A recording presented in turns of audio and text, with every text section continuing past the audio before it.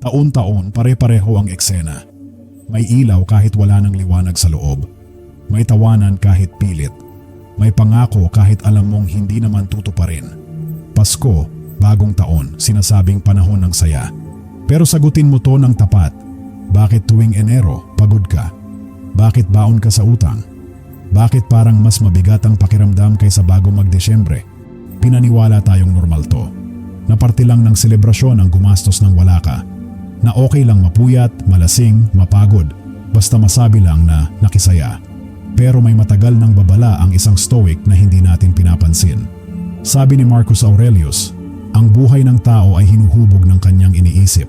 Kung ganun, itanong mo sa sarili mo, anong klaseng isip ang hinuhubog ng ganitong ritual? Isip na kailangan mong gumastos para maging sapat? Isip na kailangan mong sumabay para hindi maiwan? Isip na umaasa na sa pagpalit ng taon, kusang magbabago ang buhay?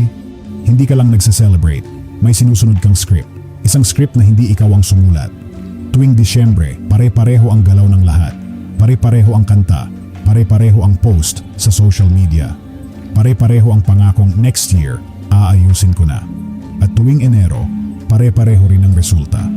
Pagod, tahimik na stress. At tanong na hindi sinasagot, bakit parang wala namang nagbago? Kaya bago ka ulit sumabay sa ingay, huminto ka muna sandali. Pag-isipan mo to, talaga bang selebrasyon to?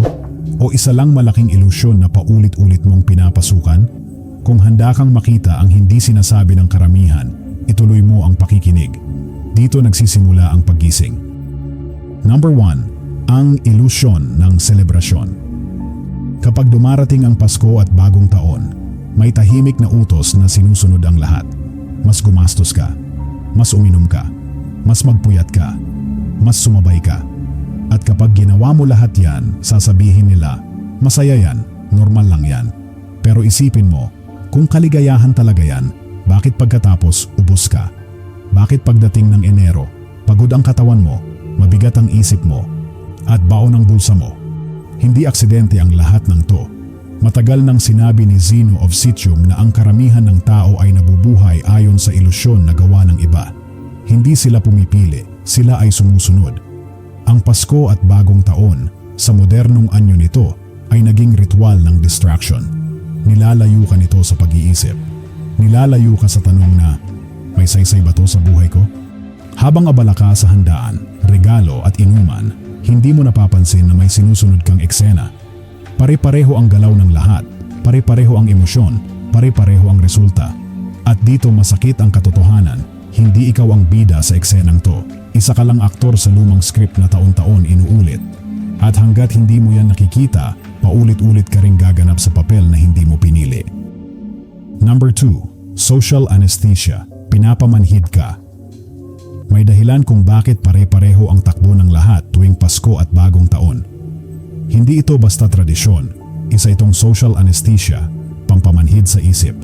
Habang abala ka sa pamimili, handaan, inuman at pakikisama, may isang bagay na tahimik na nangyayari, humihinto ka sa pag-iisip.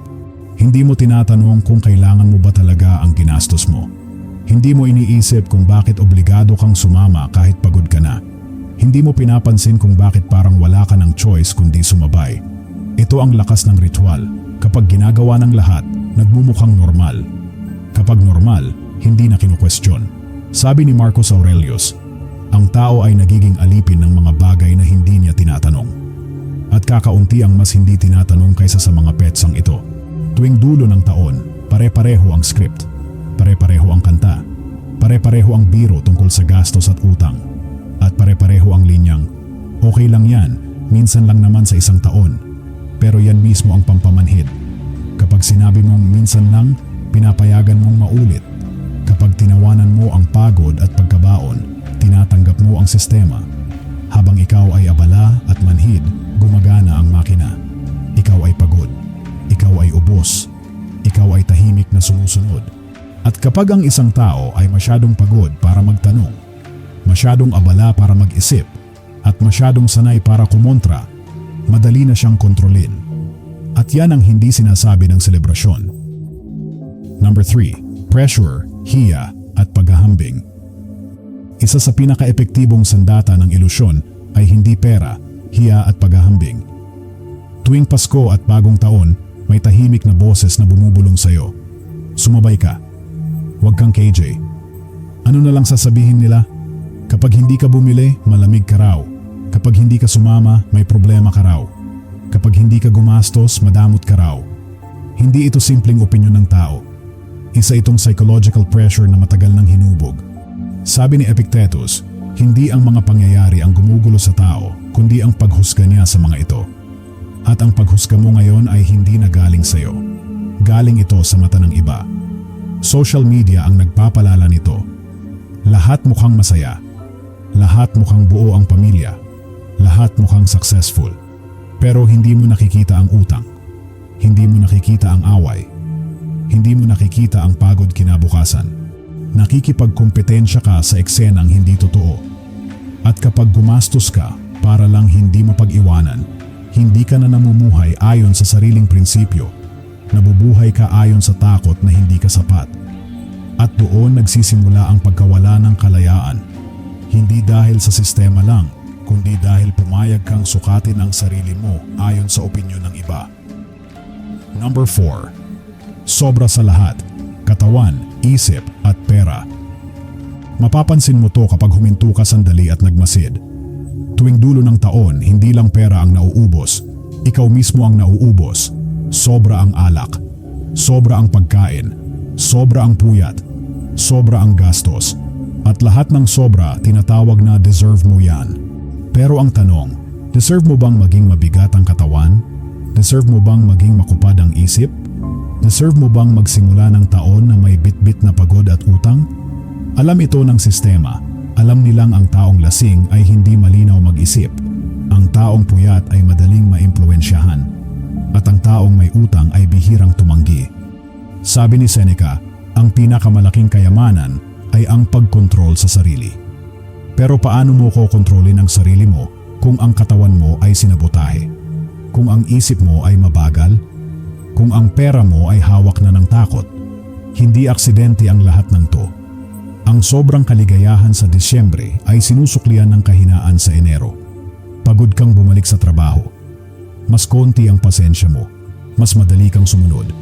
At habang iniisip mong normal lang to, unti-unti kang hinuhubog bilang taong hindi na lumalaban, kundi nag-a-adjust na lang. Ito ang tunay na presyo ng sobrang selebrasyon. Hindi lang hangover, kundi ang pagkawala ng lakas para kumontra. Number 5. Ang pinakadelikado, ang automatic na ngiti. May isang bagay na mas delikado kaysa sa utang, puyat o hangover. Ito ang automatic na ngiti. Yung ngiting lumalabas kahit ubos ka na. Yung tawang sinasabayan ng linyang, okay lang yan, minsan lang naman. Yung biro tungkol sa baong credit card at pagod na katawan na para bang normal lang ang lahat. Dito, nagiging mapanganib ang ilusyon. Kapag ang paghihirap ay tinatawanan, hindi na ito kinukwestiyon. Unti-unti, tinatanggap mo na lang ang paulit-ulit na pagkatalo bilang tradisyon. Utang? Normal. Pagod? Parte ng selebrasyon. Stress? Tawanan na lang. Sabi ni Marcus Aurelius, ang nasasanay nagiging kalikasan. At kapag nasanay ka sa ganitong ikot, hindi mo na napapansin na may mali. Parang hamster sa gulong. Takbo ng takbo, pero walang nararating. Ang automatic na ngiti ang huling hakbang ng pagkontrol. Kapag kaya ka nang patawanin sa sarili mong pagkabaon, hindi mo nalalabanan ang dahilan kung bakit ka nabaon. Hindi ka nagalit, hindi ka na nagtatanong, hindi ka na nagbabago. At yan ang gusto ng sistema. Isang taong sanay, tahimik at predictable.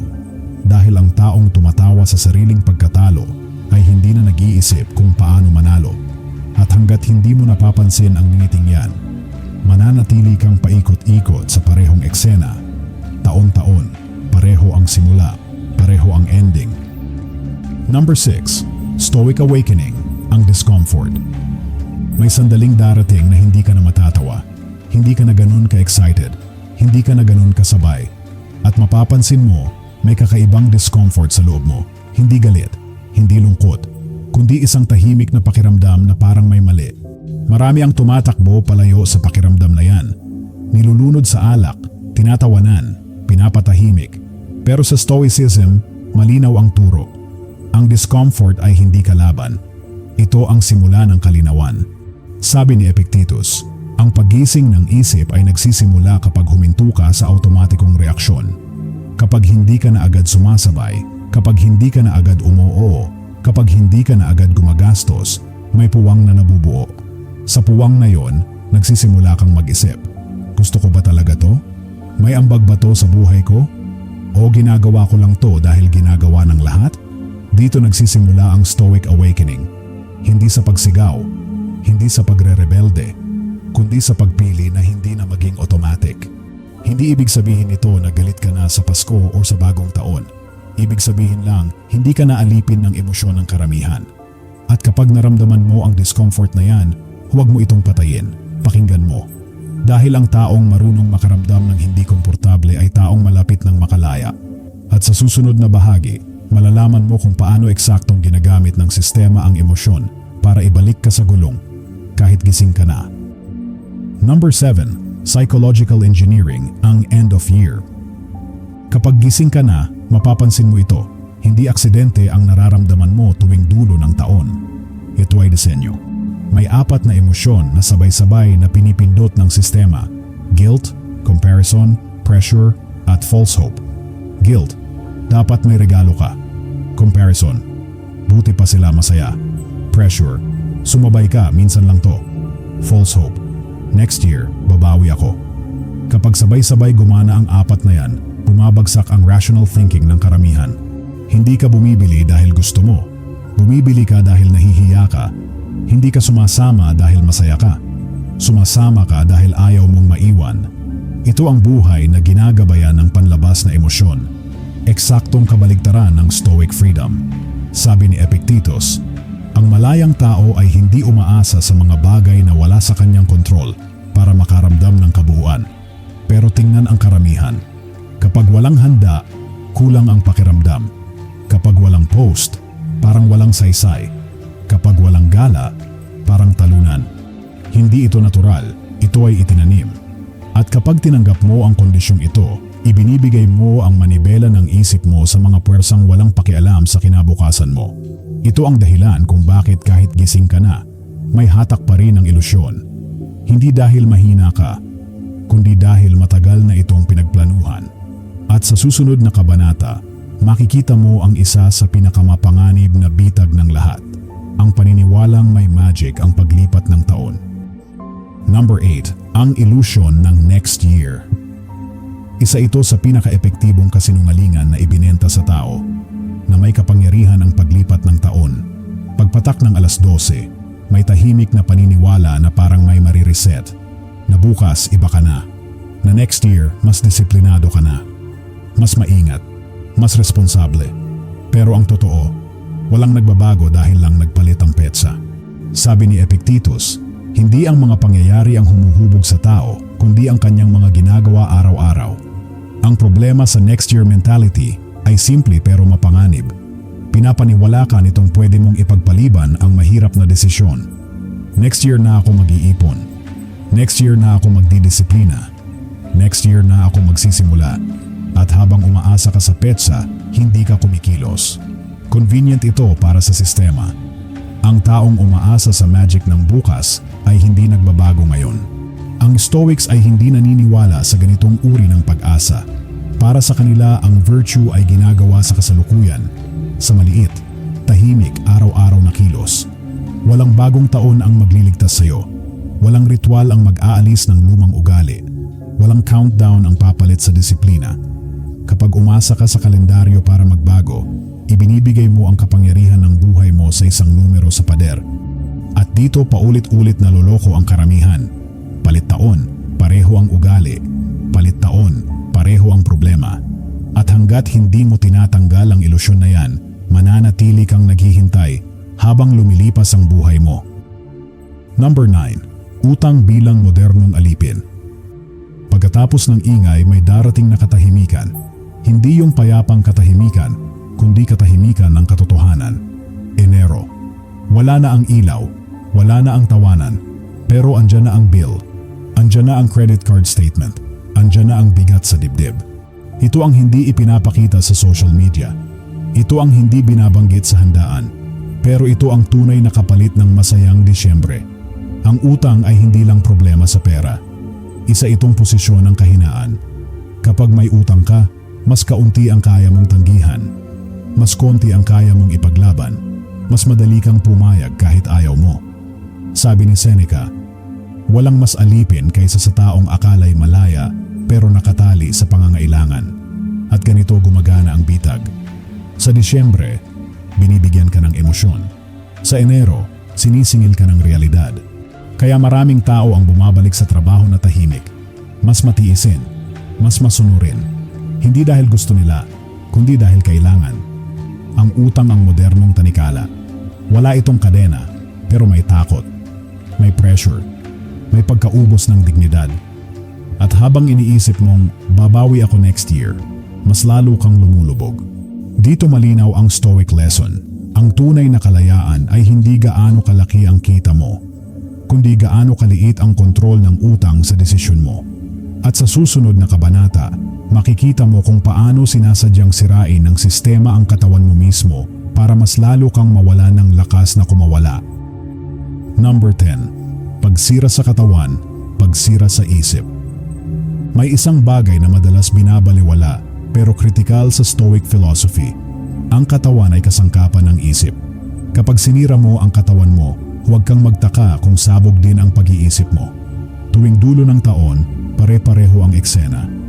Sobra ang alak, sobra ang asukal, sobra ang pagkain na walang sustansya, sobra ang puyat. At lahat yan, tinatawag na enjoy lang. Pero pansinin mo ang epekto. Mabigat ang katawan, mabagal ang utak, mabilis uminit ang ulo, mahina ang disiplina. Hindi ito maliit na bagay, ito ay direktang pagsabotahe sa sarili.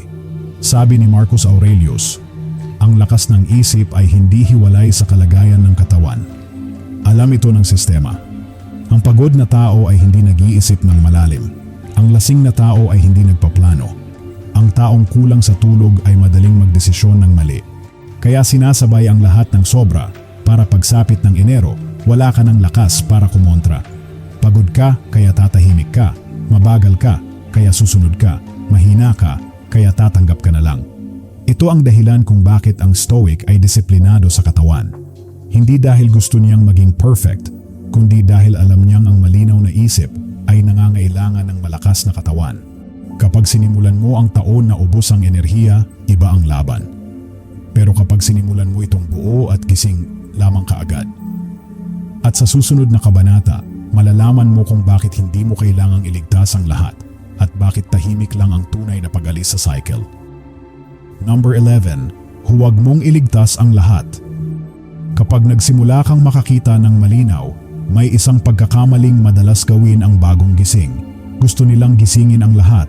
Gusto mong magsabi, gusto mong magpaliwanag, gusto mong ipakita sa iba na may mali sa ikot na paulit-ulit nilang ginagalawan. Pero dito malinaw ang Stoic wisdom. Hindi mo trabaho iligtas ang karamihan. Sabi ni Epictetus, huwag mong sayangin ang lakas mo sa mga bagay na wala sa kontrol mo. At ang isipan ng ibang tao, lalo na ang ayaw magising, ay wala sa kontrol mo. Kapag sinubukan mong pilitin silang makakita, mauubos ka lang. Makikipagtalo ka, maiinis ka, at sa huli, babalik ka rin sa pagod na dati mong tinakasan. Ang Stoic ay hindi nang hihila ng iba palabas ng gulong. Tahimik siyang humihinto, hindi niya ina-announce ang pagbabago, hindi niya ipinangangalandakan ang awakening. Pinabago niya ang kilos. Mas maaga siyang umuuwi, mas konti siyang gumagastos, mas madalas siyang tumatanggi, mas pinipili niya ang katahimikan kaysa paliwanag. May mga taong magtataka, may mga taong maiinis, may mga taong tatawag sa'yo ng KJ, iba ka na, o nagbago ka. At tama sila, nagbago ka nga. Pero kapalit ng bawas na approval, may nadagdag na mas mahalaga, sariling dignidad at kontrol. Ang tunay na pag-alis sa cycle ay hindi maingay. Walang palakpakan, walang papuri. May disiplina, may pagpili, may katahimikan. At sa susunod na kabanata, malalaman mo kung paano tuluyang pumutol sa ikot, hindi sa galit, kundi sa malinaw at praktikal na aksyon. Number 12. Pagputol sa cycle. Ang pag-alis sa cycle ay hindi dramatic, walang declaration, walang announcement sa social media, may disiplina. Ang unang hakbang ay simple pero bihira gawin, huminto bago umuo. Kapag may imbitasyon, sale o pressure, huwag agad sumagot. Huminga, mag-isip, tanungin ang sarili, may idinadagdag ba to sa buhay ko? O pinapanatili lang akong bahagi ng eksena? Sabi ni Epictetus, kapag natutunan mong hindi agad tumugon, nagsisimula ang kalayaan. Ang ikalawang hakbang ay pagpili ng limit. Hindi lahat kailangang puntahan, hindi lahat kailangang tapatan, hindi lahat kailangang ipakita, may budget, may oras, may energy cap. Kapag lumagpas, tumitigil ka. Dito nalalagas ang karamihan dahil sanay silang walang hanggan ang pakikisama. Pero ang Stoic ay marunong magtakda ng hangganan kahit may friction. Ang ikatlong hakbang ay pagbawas. Mas kaunting alak, mas kaunting puyat, mas kaunting gastos na hindi pinag-isipan. Hindi dahil bawal, kundi dahil alam mo ang kapalit. Habang ang iba ay nauubos, ikaw ay nag-iipon ng lakas. Habang ang iba ay sabog sa Enero, ikaw ay malinaw. Hindi mo kailangan maging extreme. Kailangan mo lang maging conscious. At kapag naging conscious ka, mapapansin mo ito. Habang sila ay paikot-ikot, ikaw ay pauna ng umaandar. Sa susunod na kabanata, makikita mo ang tunay na epekto ng paglabas sa cycle, hindi sa isang taon, kundi sa buong buhay. Number 13, ang tunay na presyo ng paulit-ulit na ilusyon. Ang pinakamapanganib sa ilusyon na ito ay hindi mo agad napapansin ang epekto. Hindi siya biglaan, paunti-unti, tahimik, taon-taon. Isang Disyembre ng sobra, isang Enero ng pagbangon, isang Pebrero ng paghabol, isang Marso ng susubukan ko ulit. At bago mo namalayan, kalahati ng taon ang lumipas, wala ka pang nasisimulan. Hindi dahil tamad ka, kundi dahil palagi kang nagbabayad ng kahapon. Ganito gumagana ang cycle. Ang dulo ng taon ay inuubos ka. Ang simula ng taon ay inuubos sa pag-recover. At ang gitna ng taon, nauuwi lang sa survival. Sabi ni Marcus Aurelius, ang oras ay parang ilog, anumang lumipas ay hindi nababalik. Hindi lang pera ang nawawala sa iyo taon-taon, direksyon ang nawawala. Kapag palagi kang nagsisimula ng taon na pagod at baon, mas maliit ang kaya mong pangarapin. Mas konti ang risk na kaya mong kunin. Mas madali kang makontento sa kaunti. At dito nagiging malinaw ang masakit na katotohanan. Maraming tao ang nagtatrabaho ng husto, pero kaunti lang ang talagang umaabante. Hindi dahil kulang sila sa sipag, kundi dahil paulit-ulit silang ibinabalik sa umpisa. Ito ang tunay na presyo ng ilusyon. Hindi isang masamang Pasko, hindi isang sabog na bagong taon, kundi isang buhay na dahan-dahang nauurong habang iniisip mong okay lang, babawi ako next year. At kung ayaw mo nang maulit yan, kailangan mong makita ang cycle kung ano talaga ito. Hindi tradisyon, kundi hadlang. At sa susunod na kabanata, malalaman mo kung sino talaga ang nakikinabang habang ikaw ay paikot-ikot. Number 14. Sino talaga ang nakikinabang? Kapag tinanggal mo ang ilaw at ingay, may isang tanong na hindi komportableng sagutin. Sino ba talaga ang kumikita sa paulit-ulit na selebrasyong ito? Hindi ikaw, hindi ang kinabukasan mo, hindi ang kalayaan mo. Ang nakikinabang ay ang mga bangko na sumisingil ng interes, ang malalaking brand na kumakain sa guilt at comparison, ang industriya ng alak at aliwan na kumikita sa sobrang emosyon. Hindi sila nagbebenta ng produkto, nagbebenta sila ng pansamantalang ginhawa. Kapag pagod ka, bibili ka. Kapag malungkot ka, gagastos ka. Kapag pakiramdam mo'y kulang ka, susubukan mong punuin yan sa labas. Sabi ni Marcus Aurelius, ang taong hindi marunong makontento ay laging kontrolado ng kanyang pagnanasa. At dito nagiging malinaw ang laro. Mas ubos ang loob mo, mas madali kang impluwensyahan, mas walang direksyon ang buhay mo, mas kakapit ka sa ritual.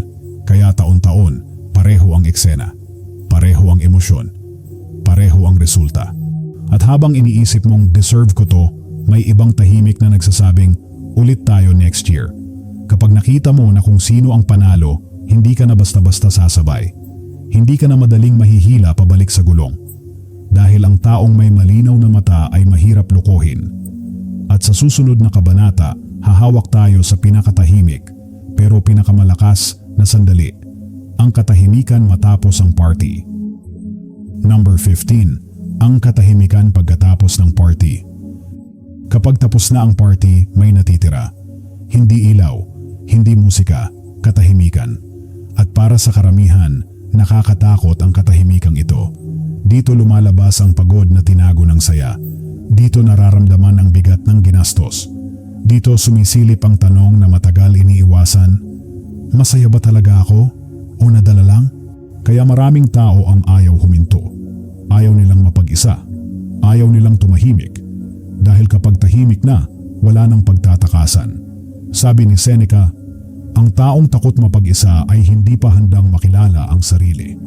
Pero para sa Stoic, ang katahimikan ay hindi kaaway. Ito ang salamin. Sa katahimikan mo makikita kung alin ang totoo at alin ang ilusyon lang na pinasok mo para makaramdam ng kabuluhan. Dito mo marirealize kung alin ang relasyon na may laman at alin ang pakikisama lang. Kung alin ang gastos na may saysay at alin ang ginawa mo lang para hindi ka mapag-iwanan. Ang sistema ay takot sa katahimikan dahil ang taong komportable sa katahimikan ay hindi madaling lokohin, hindi madaling i-pressure, hindi madaling pakilusin ng emosyon. Kapag kaya mong umupo sa katahimikan nang hindi tumatakbo, may lakas kang bihira sa mundo ngayon. At sa sandaling yon, hindi ka na naghahanap ng selebrasyon para maramdaman na buhay ka. Handa ka na sa susunod na hakbang, ang pamumuhay ng may malay, hindi ayon sa ingay, kundi ayon sa prinsipyo. At yan ang dadalhin natin sa huling kabanata.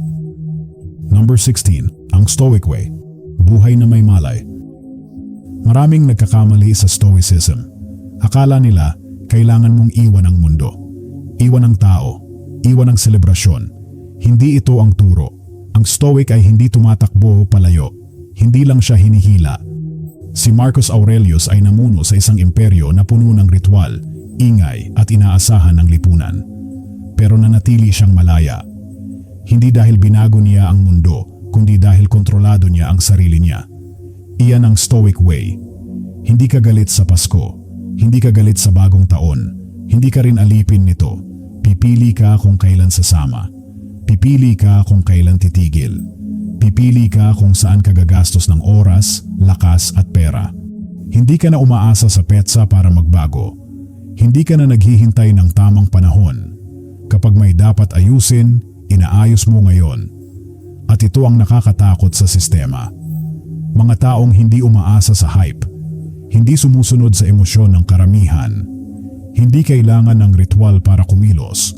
Tahimik kang umaandar habang ang iba ay paikot-ikot. Hindi ka nag-a-announce. Hindi ka nagyayabang. Namumuhay ka lang ng iba. Ngayon malinaw na, ang Pasko at bagong taon ay hindi ang problema. Ang problema ay ang pamumuhay sa automatic. Habang ang karamihan ay nagtatapos ng taon na pagod, baon at lutang, ang taong may malay ay nagtatapos na buo, gising at may direksyon. Hindi ipinapangako ng Stoicism ang peking kaligayahan. Kalayaan ang ibinibigay nito. Kapag tapos na ang party at nawala na ang ingay, ang tanong ay simple. Sino ka kapag walang ilusyon? Kung umabot ka dito, hindi ka karaniwan. May nakita ka na hindi nakikita ng karamihan. I-comment, hindi na ako tatakbo sa gulong. Mag-subscribe sa Tagalog Stoic Wisdom at palakasin ang isip mo laban sa sistema. Tahimik kang gumigising. At yan ang simula ng tunay na lakas.